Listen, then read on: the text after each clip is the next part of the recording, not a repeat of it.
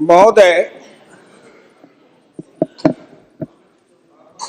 मैं अपने बोलने से पहले अपने दल के नेताओं को धन्यवाद देना चाहता हूं, आभार प्रकट करता हूं कि उन्होंने ये सामान्य चर्चा में, बजट के सामान्य चर्चा में मुझे बोलने का प्रथम अवसर दिया है। सहज से ही मैं गांव का किसान हूं, गांव में पैदा लिया, गांव में पला, गांव में बढ़ा। किसी तरह से राजनीति के धारा में चलते चलते यहाँ तक मैं पहुँच गया। लेकिन जब कभी मैं खड़ा होता हूँ तो मेरी नज़र वहीं रहती है। चौधरी चरण सिंह जब भारत के प्रधानमंत्री बने तब भी उन्होंने मुझे एक बार कहा था कि हुकुमचंद, भारत का प्रधानमंत्री हूं, लेकिन दिन में एक बार मेरी नज़र अपने गांव में चली जाती है। वही कच्ची दीवार, फूस का छप्पर, वही कच्चा कुआं, वही गाय, वही भैंस, वही बकरी, वही ज्वार, वही बाजरा। तो जो जहां से पैदा लेके आता है, जिस संस्कार में पलता है, आप तो संस्कृत के भी विद्वान हैं अध्यक्ष जी। मनुष्य सब कुछ भूल जाएगा, लेकिन जिस संस्कार में पला है या बढ़ा है वो कभी भूल नहीं सकता है। तो मैं तो उसी संस्कार में पला हूं, बढ़ा हूं। मैंने गोबर देखा, मैंने बकरी की गिनती की, मैंने भैंस की गिनती की। अब संजोग से लोकसभा में आया हूं तो वो आंकड़े की गिनती करनी पड़ती है। Fiscal deficit, revenue deficit. अब मेरे जैसा आदमी उसमें उलझ जाता है कि बकरी गिनूं कि भैंस गिनूं कि डिफिसिट गिनूं। यहाँ आके डेफिसिट गिनो, वहाँ बाद में गिनो। और हम तो केवल वही खोजते हैं। जैसे युद्ध के बाद, सीता माता के साथ युद्ध जीतने के बाद, लंका विजय के बाद, जब बानर भालू के बीच में मणि की माला वितरित की जा रही थी तो वो सब दाने को तोड़ तोड़ के बंदर देख रहे थे। सब हंस पड़े बड़े लोग कि आखिर बंदर बंदर तो है, हिमालय क्यों तोड़ रहा है। पूछा कि तुम इस दाने को क्यों तोड़ रहे हो? तो कहा मैं इस हर दाने में सीताराम की मूर्ति देखना चाहता हूं, और जिस दाने में सीताराम की मूर्ति नहीं हो मेरे लिए निरर्थक है। तो मैं तो बजट के हर पन्ना को पढ़ता हूं तो देखता हूं इसमें किसान कहाँ है, इसमें मजदूर कहाँ है, इसमें गांव कहाँ है, इसमें हमारे गाय भैंस के चारा दाना का कुछ है कि नहीं है, इसमें मेरे गांव की जो गरीब औरतें हैं जो खेत में काम करती हैं, पसीना बहाती हैं, मिट्टी पानी में सरती हैं, उनके शरीर से बदबू निकलता है।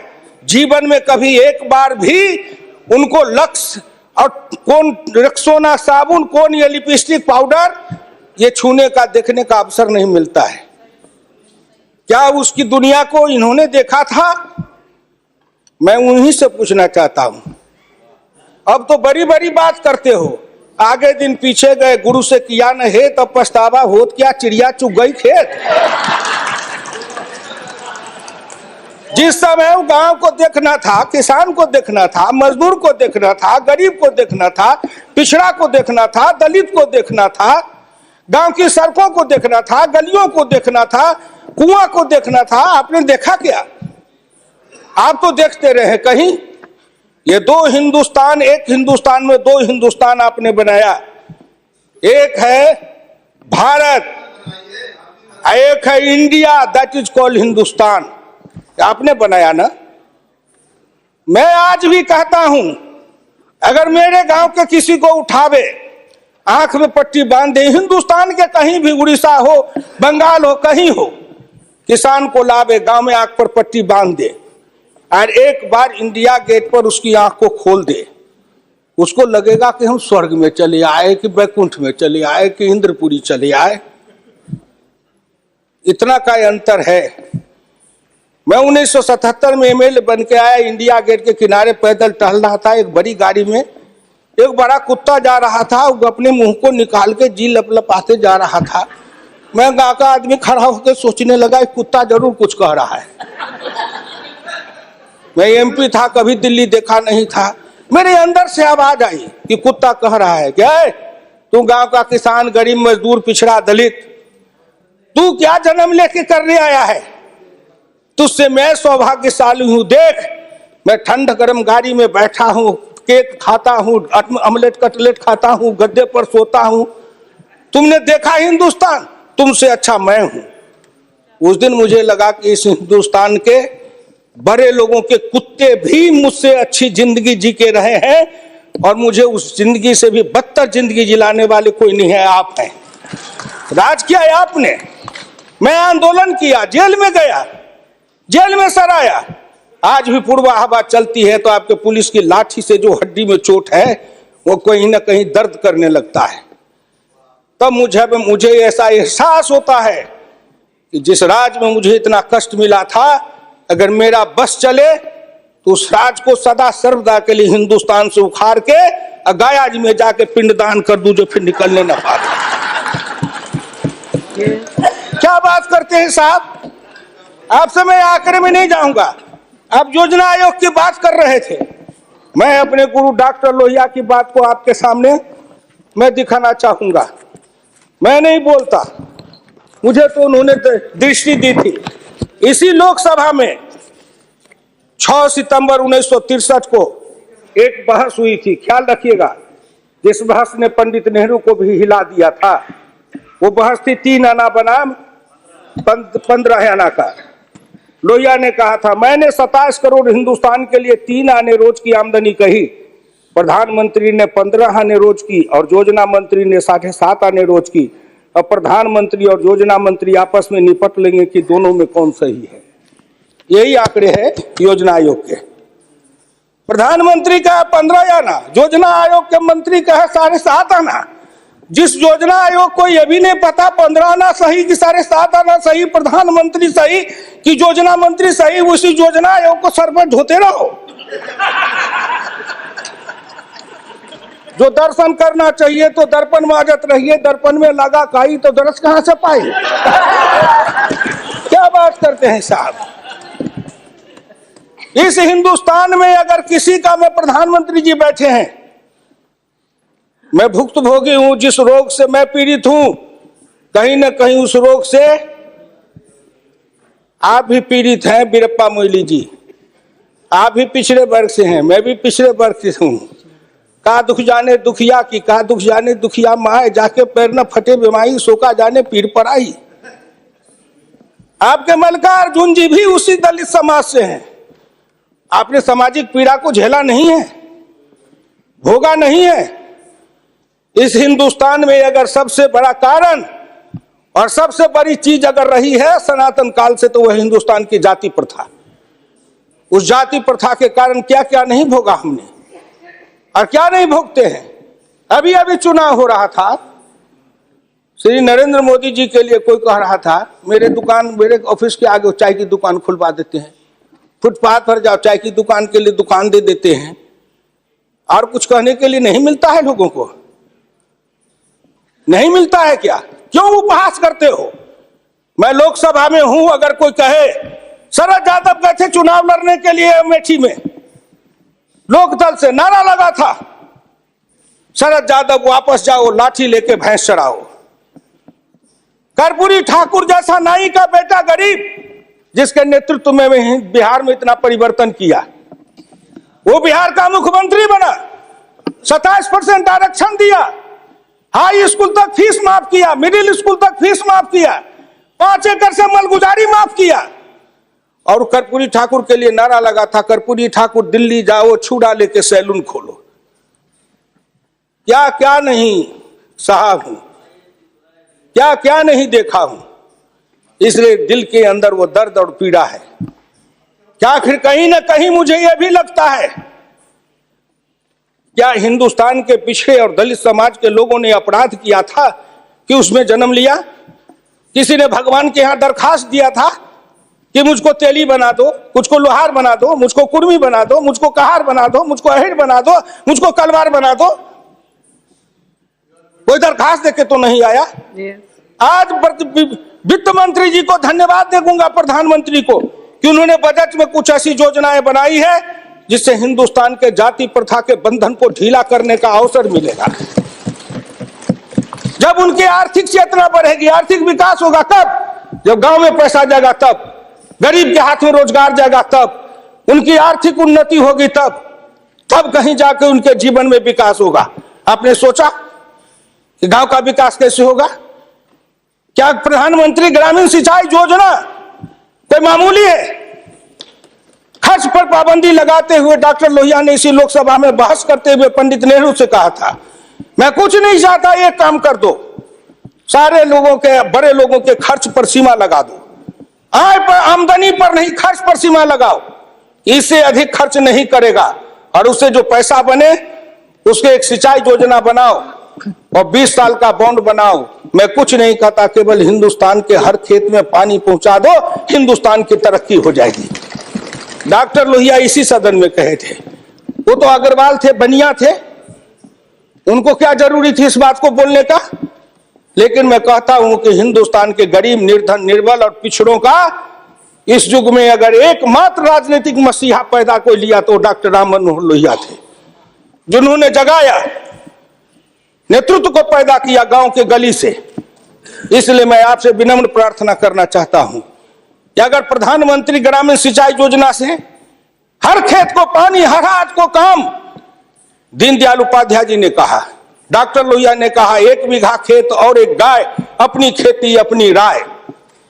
हम तो ये लड़ते आ रहे हैं और आज वो सपना साकार हो रहा है। इसलिए मैं आपसे विनम्र प्रार्थना करना चाहूंगा कि सवाल है दृष्टि का, दिशा का और संकल्प का। आपकी दृष्टि कुछ और थी, अब दृष्टि बदली है।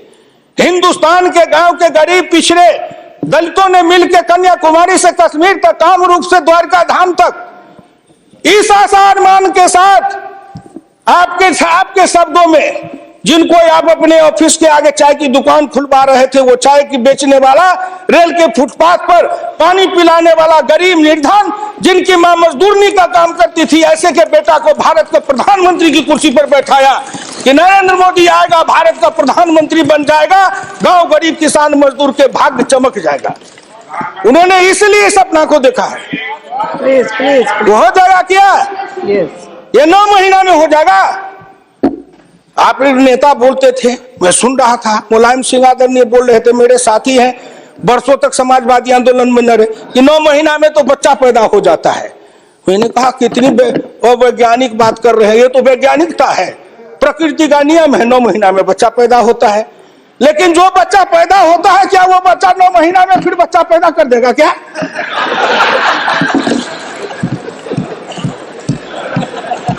कितनी आप वैज्ञानिक बात बोल रहे हो? इस सरकार का 9 महीना हुआ, 10 महीना हुआ, सरकार पैदा हुई, अब क्या सोचते हो? आप क्या सोचते हो? इसलिए आपसे मेरी विनम्र प्रार्थना है कि संभलो, अभी भी आप संभलिए, प्लीज प्लीज, अभी आप संभलिए। आप बजट को क्या समझते हो? आप बसीर रहिए। मैं वीरप्पा मोइली साहब नहीं हूँ। वीरप्पा मोइली साहब आंकड़े बता रहे थे, मैं उन आंकड़ों का जवाब दे रहा हूँ। क्या आपने इतने दिन ये आंकड़े अब हमको पढ़ा रहे हैं? आपने क्या आंकड़े पढ़े थे? आपने आंकड़े पढ़े? 1951 में किसान थे 71.9%, 211 आपका राज, घट के हो गए 45.10 पॉइंट, 26.08 पॉइंट, किसान गायब हो गए। कहाँ गायब हो गए?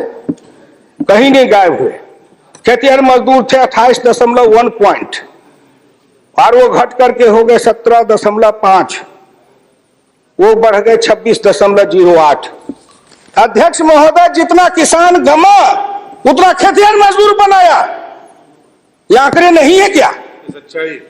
ये सच है कि नहीं? तो आप बजट बनाते रहो। बड़े बड़े अर्थशास्त्री आए, एक विद्वान आए अर्थशास्त्र के, कहां से? वो हार्वर्ड वाले। हमको कहा गए हार्वर्ड, हमने कहा देश को कर देगा हार्वर्ड। ये हार्वर्ड वाला हार्वर्ड करेगा, हिंदुस्तानी अर्थशास्त्री चाहिए अरुण जेटली के जैसे। और ये कहां गए बोलिए? अगर ये चौधरी चरण सिंह हिंदुस्तान के जितने कृषि अर्थ ग्रामीण अर्थशास्त्री हुए, जेसी कुमारप्पा से लेकर चौधरी चरण सिंह तक, सबने एक ही बात कहा, खेती पर से जो जो भार घटेगा त्यों तो गांव की उन्नति होगी, किसान खुशहाल होगा। खेती पर से भार को कम करो। आपने कम किया, लेकिन हमको बनाया क्या? ऑफिसर बनाते, नौकरी देते, उद्योग लगाते, हाथ में काम देते, साइकिल देते, मोटरसाइकिल पर चढ़वाते, तब न समझते। हम किसान थे, हमको मजदूर बना दिया, झुकी झोपड़ी में डाल दिया, गंदी जिंदगी, कीड़े की जिंदगी जीने के लिए हमको रख दिया। जो गांव में बसने वाले थे वो 82.7 थे और घट के हो गए 68.08। 14% गांव के लोग गायब हो गए। कहां गायब हो गए? गायब होके कहां गए? आपके यहाँ दिल्ली में फुटपाथ पर सोते हैं, पेड़ के नीचे सोते हैं, पेड़ के नीचे जन्मते हैं, बलते हैं, बढ़ते हैं, पेड़ के नीचे शादी करते हैं, हनीमून मनाते हैं, वहीं फिर बच्चा पैदा करते हैं, फिर पेड़ के नीचे ही अपना परिवार बसाते हैं। हमारे बच्चे को लाया, हाथ में रिक्शा थमाया, ठेला थमाया, फुटपाथ पर काम करवाया, गरीबी से मजदूर किया, कुत्ते के जैसे जिंदगी जीने के हमको मजबूर कर दिया। और ऊपर से आप बताते हैं कि हम अब तुम्हारे लिए क्या दे दिया? फूड सिक्योरिटी दे दिया।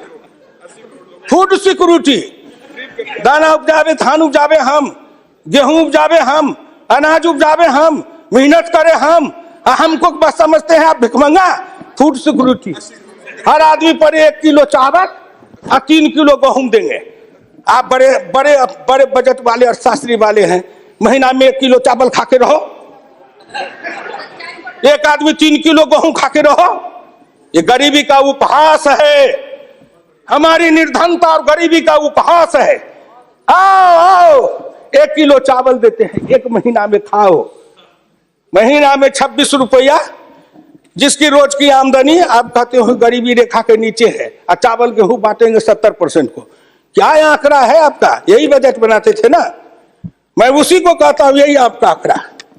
गरीबी चावल गेहूं खाए 70-80%, हमको कहो गरीबी की रेखा के नीचे है 26%। कबीरा बाँचे आखिन लेखा, पंडित बाँचे पोथिन लेखा। हम तो आंख से जो देखते हैं वो बोल रहे हैं। आपने क्या किया? हम कम किए, कहते हैं किसान किसान किसान किसान विरोधी है। हिंदुस्तान में 90-91 में 185.2 मिलियन हेक्टेयर खेती की जमीन थी, और आपके राज्य में 2011-12 में 182 मिलियन हेक्टेयर हो गई। ये जमीन कहां गई? हम खा गए?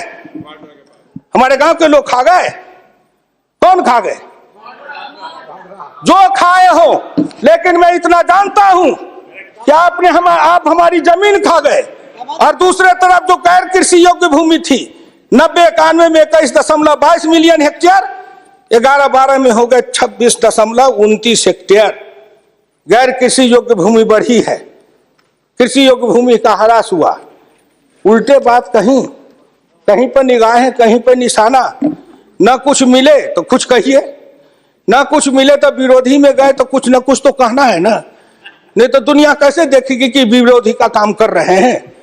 इसलिए आपसे मेरी विनम्र प्रार्थना है, अगर विरोधी का काम भी करना है तो आप अपने नेताओं को कहिए कि कुछ दिन हमारे पास आए, 6 महीना ट्रेनिंग दे देंगे कि हम विरोधी थे तो क्या करते थे।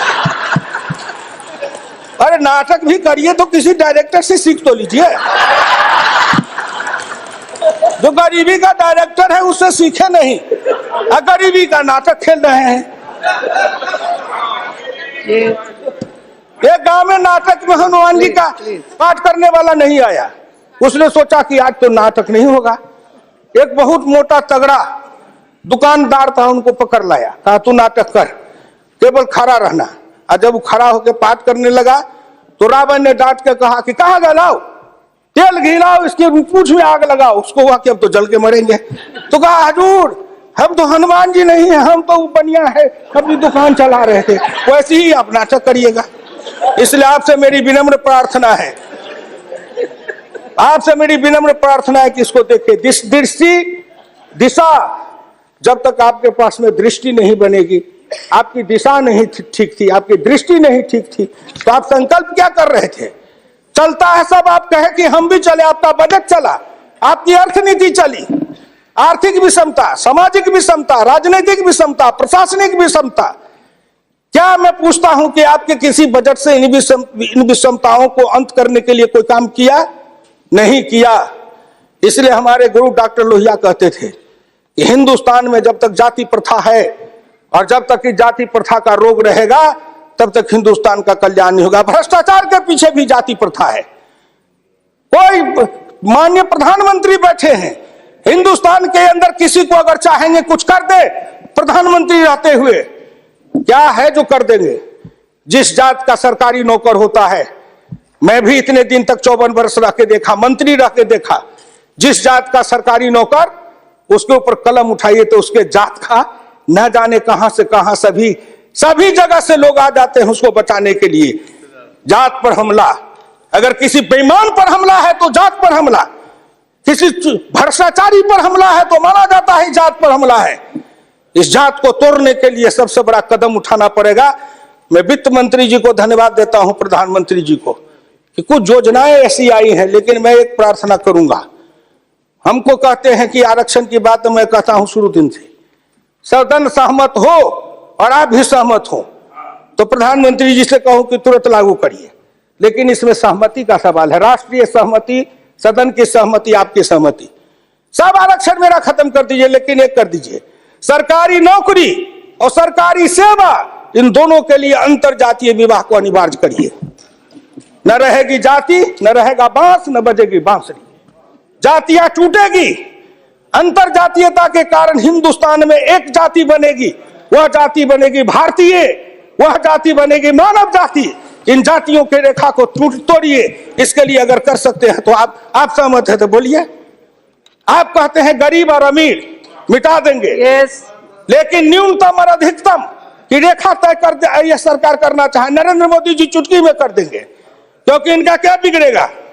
इनका कुछ नहीं बिगड़ेगा। नरेंद्र मोदी जी अगर न्यूनतम और अधिकतम की रेखा तय करेंगे तो इनका कुछ जाएगा, न परिवार का जाएगा, न बाल बच्चे का जाएगा, किसी का कुछ नहीं बिगड़ने वाला है। लेकिन चिल्लाने लगेंगे तो हम 100 से कम, न 1000 से ज्यादा, समाजवाद का यही तकाजा। बड़े समाजवाद की बात करते हैं, मैं ज्यादा समय नहीं लूंगा, मैं इनको समाजवाद की बात अपने गुरु डॉक्टर लोहिया की पढ़ के सुना दूंगा। और हमारे कुछ समाजवादी हैं, अब वो तथाकथित समाजवादी हो गए हैं। समाजवादी तो रहे नहीं, लेकिन तथाकथित हैं। अब मुझको कह देंगे कि आप भाजपा में चले गए, मैं भाजपा में क्यों आऊं? आपके ऐसे दल बने, इस दल के टुकड़े 1000 हुए, कोई यहाँ गिरे, कोई वहां गिरे, मैं कहां दौड़ा फिरता, मैं चला आया भाजपा में। मैं भारतीय जनता पार्टी के नेताओं को धन्यवाद देना चाहता हूं कि हुकुमदेव नारायण 3 बरस से ज्यादा किसी पार्टी को दुरुस्त नहीं रहने देता था। आज 20 बरस से भारतीय जनता पार्टी में अटल अटल खड़ा हूं। इस पार्टी में जब तक कोई ताकत नहीं है, अडवाणी जी में, अटल जी में, नरेंद्र मोदी जी में, इन सब लोगों में जब कोई गुण नहीं है, तो मेरे जैसे उदंड आदमी को 20 बरस तक अपने पिंजरे में रख लिया है, कोई साधारण योग्यता है? इस बात को समझो।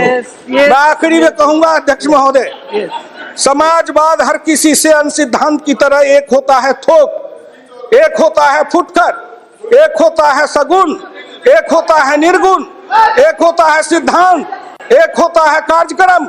समाजवाद से एक सीढ़ी नीचे उतरो, उस सीढ़ी का नाम है बराबरी। उस बराबरी से एक सीढ़ी नीचे उतरो। गौर करिएगा कौन कौन बराबरी? आर्थिक बराबरी, सामाजिक बराबरी, राजकीय बराबरी, धार्मिक बराबरी। उससे एक सीढ़ी और नीचे उतरो, तब उसके बाद आएगी समता, संपूर्ण समता, संभव समता। तब एक सीढ़ी और नीचे उतरो, तब अधिकतम और न्यूनतम की सीमा लगाओ। यह धार्मिक बराबरी की भी बातें भी की गई है।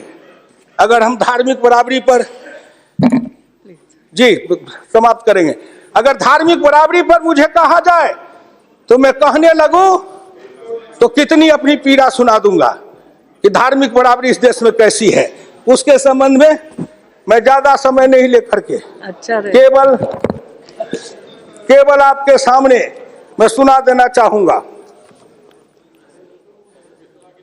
समन्वय दो तरह का होता है, एक दास का समन्वय, एक स्वामी का समन्वय। मैं नहीं कहता, महान समाजवादी अर्थशास्त्री डॉक्टर लोहिया ने इसी सदन में 26 मार्च 66 को कहा था। गौर से शब्दों को सुनिए। समन्वय दो तरह का होता है, एक दास का समन्वय, एक स्वामी का समन्वय।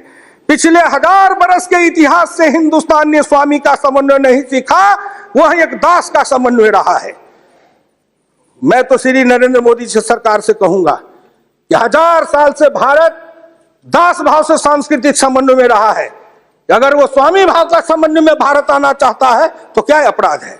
इसलिए उन्होंने कहा इस संबंध में मैं खाली परदेशियों को ही दोष नहीं देता, उनके सबब से जितने भी इतिहासकार हैं वे सभी जहर में बिल्कुल घुल जाते हैं। आज भारत के 2 इतिहास के स्कूल हैं, एक डॉक्टर ताराचंद, एक डॉक्टर मजुमदार, एक और है जो दोनों के दोनों इसी समन्वय धारा के हैं, विविधता धारा के हैं। भारत क्या है उसको भूलकर भारत के जो विभिन्न अंग है उनकी तरफ निगाह चली जाती है। क्या बात करते हैं साहब। तो इससे मेरी विनम्र प्रार्थना है सदन से, अध्यक्ष महोदय, मैं हाथ जोड़ के प्रार्थना करता हूं सदन से भी, और इस लोकसभा के चैनल को हिंदुस्तान के करोड़ों लोग देख रहे हैं। मैं उन गांव के गरीबों, किसानों, मजदूरों से कहता हूं, गांव गरीब, मजदूर, किसान, पिछड़ा, दलित और नौजवान, मिलके देश बनाओ, आओ देश बनाएंगे। और नरेंद्र मोदी के प्रधान रहते हुए एक बार नहीं, अगर हिंदुस्तान में आपने जितने दिन रहा, एक बार में तो थोड़ी सी रेखाएं बनाई जाएगी, दूसरे बार में मिट्टी डालेंगे, तीसरे बार में तब न पिचिंग करेंगे। तो हमको भी आपको इतना समय दिया, तो मैं गांव गरीब, किसान, मजदूर, पिछड़े, दलित, इन सब से हाथ जोड़ के प्रार्थना नौजवानों से करना चाहता हूं, आओ कदम में कदम मिलाओ, मिलके हिंदुस्तान को बनाओ, समता लाएंगे, आर्थिक समता, सामाजिक समता, राजनीतिक समता। अगर इन्होंने मुझको 12 रुपया महीना पर जीवन बीमा कर दिया तो बड़े लोगों का कलेजा फटने लगा कि 12 रुपया में सबको जीवन बीमा कर रहे हैं। खेत में काम करेंगे, बीमार पड़ेंगे, मरेंगे, तो हम जिम 1 रुपया, हाँ 12 रुपया साल, 12 रुपया साल, 1 रुपया महीना। तंबाकू का गुटखा भी खाते हैं तो 3 रुपया में मिलता है, उससे भी सस्ता जीवन बीमा इस सरकार ने दे दिया गरीबों को। करेजा तो इसलिए फट रहा है, करेजा में दर्द इसलिए है, इन्होंने जो और योजनाएं चलाई, गाय के पशुपालन के लिए, गाय के उत्थान के लिए योजना, इत्यादि इत्यादि कई योजना है, क्या गिनाऊं। हरि अनंत हरि कथन अनंत। मुद्रा बैंक बनाए, उसमें छोटे इकाई वाले को कर्जा देंगे, छोटी इकाई, वो छोटी इकाई का जो गांव वाला कर्जा खाएगा उसको किसको देंगे ये। इसलिए आपसे मेरी विनम्र प्रार्थना है कि 1 सेकंड में, 1 मिनट में इस बात को कह के खत्म करूंगा। राष्ट्रीय नमूना सर्वे के मुताबिक देश में 5.70 करोड़ उद्यमी हैं, इनमें 11 लाख करोड़ रुपए की पूंजी लगी हुई है, इनसे 12 करोड़ लोगों को रोजगार मिल रहा है। लेकिन इस क्षेत्र के उद्यमियों को पूंजी में कर्ज का हिस्सा केवल 4% है, जबकि अनुमान के अनुसार बीते 22 वर्षों में बड़े उद्योग में 50 से 60 लाख करोड़ रुपए की पूंजी लगी हुई है, इनसे मात्र 22 लाख लोगों को रोजगार उपलब्ध है। ये छोटे उद्योग, फरहई को, लोहार को, कुम्हार को, हजाम को, ये जो छोटे छोटे, ये जाति छूटेगी इससे। जाति आधारित हिंदुस्तान में पेशा है, और पेशा के आधार पर जाति बनाया गया। अब इन रोजगार के जरिए उनके हाथ को काम देंगे, उन छोटे उद्यमियों को रोजगार देंगे। इनके कलेजा में दर्द हो रहा है कि नरेंद्र मोदी आया है, मुद्रा बैंक बनाएगा, गांव के गरीबों के हाथ में रोजगार जाएगा। ये गरीब बनेंगे पहलवान, गरीब बनेंगे विद्वान, गरीब बनेंगे बुद्धिमान, गरीब के हाथ में दम ताकत आएगी तो आपके आगे शर्म गच्छामी नहीं होंगे, न फूड सिक्योरिटी खाएंगे, न मनरेगा खाएंगे। हम अपने पसीना और पुरुषार्थ से, अपनी कमाई से इस देश को बनाएंगे। हम आपके भिखमंगा बन के जिए हैं, अब हम स्वाभिमान के साथ जिंदा रहना चाहते हैं। इसलिए मैं भारत के प्रधानमंत्री और वित्त मंत्री को धन्यवाद देता हूँ। बहुत बहुत धन्यवाद।